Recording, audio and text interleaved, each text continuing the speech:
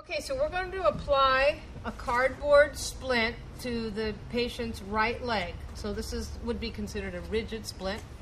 Now this one is actually not put together completely, so you can fold it in. As you can see, it's kind of pre-cut.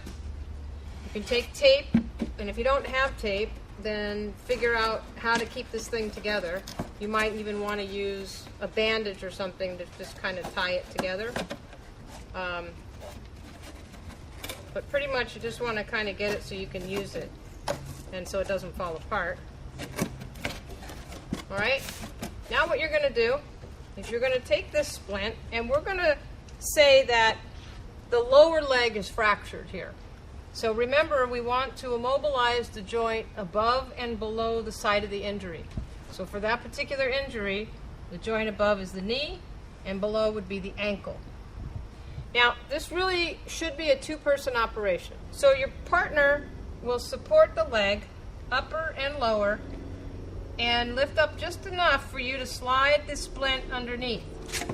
You slide it underneath, and if you have a lot of space in between the limb and the splint itself, you can take towel or any kind of padding and just kind of pad it for them and make it more comfortable. Now, what you notice is this splint is above the knee, and it is certainly supporting the ankle. So you've done what your objective was to immobilize the joint above and below the injury. Again, you can use tape, and you can tie this together so it's just a little bit tighter and not so bulky. And never go over the site of the injury or the potential injury, meaning if I had bone exposed or anything, I don't want to put the tape right over that particular area. Now you have the splint applied. Go ahead and check for your capillary refill again, making sure the circulation is good to this limb.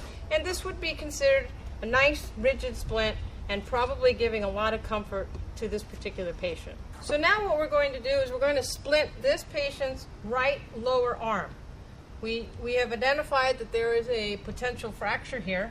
So remember that capillary refill, which we did earlier, is telling you what's happening with the circulation. It's a good idea. Go ahead and check that, make sure everything's okay.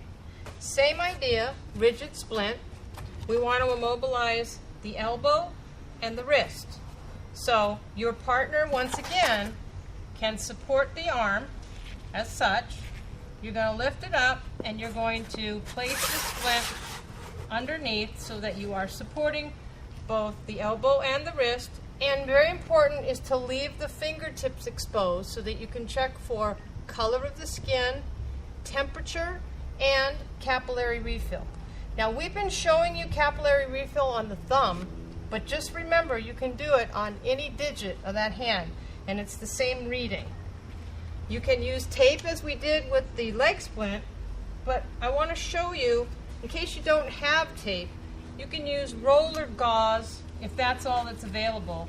And pretty much you're just going to come underneath, and remember, all you're trying to do here is support and get this splint onto the patient so that it's a little bit more comfortable and it's providing the rigid support for the patient. Okay? And so we'll go ahead and we'll do it like that. Now we have the splint applied. This is your triangular bandage, and when you open it up, you notice that it's in the shape of a triangle. If you take the pointed end and you make a knot, this will become your anchor point.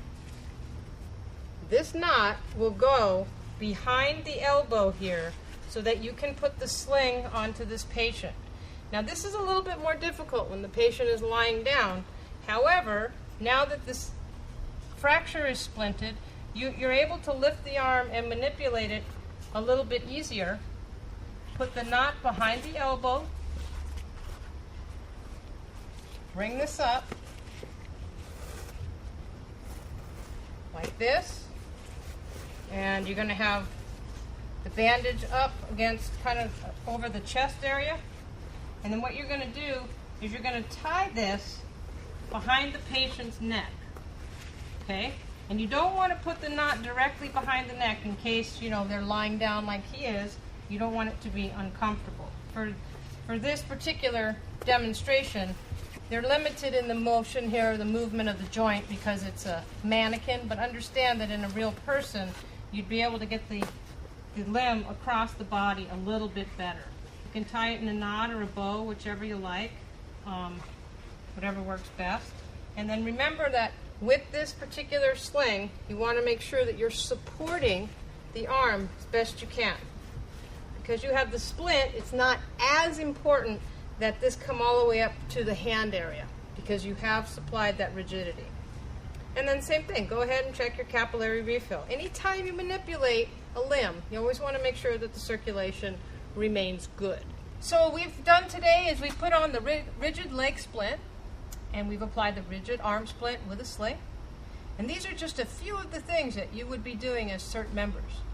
And if you really want to get involved in the CERT program, today's the day to do that.